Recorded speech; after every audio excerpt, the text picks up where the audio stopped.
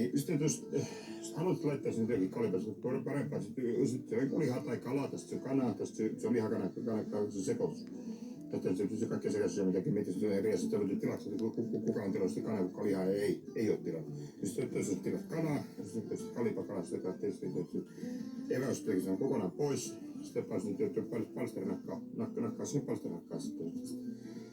Sitten jos se nakkaa, mutta just heitti mikä roskinkaan heittää, se tulee se pystyy syömään, että haetaan sitä haitarisoitteen syntyy 50-luvulla. No 50-luvulla sitä nykyään se teistä, kun meissä on kuitenkin käynyt se sama homma. Kaikki laittaa sitten jotenkin hyvä viini, tässä valitaan se punaviini, sitten se korkea sairi, sitten ruuvimies sille apu siihen, kun se punaviini auki sitten.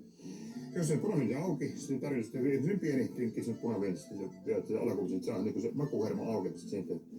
Sitten tästä nyt kun kaljalaista ei saa, sitten on halapa, kalliita. Sitten on yksi hyvä resepti, se pystyy kaikki tekemään sitten kotona. Sitten laittaa sitten kalliista teikattua. Vaikka palakattua riittää, jos aamuksi töihin vai just ilman kotiin. Ihan sitten on kodin, se peritästi. Sitten olisi meidän peritästi.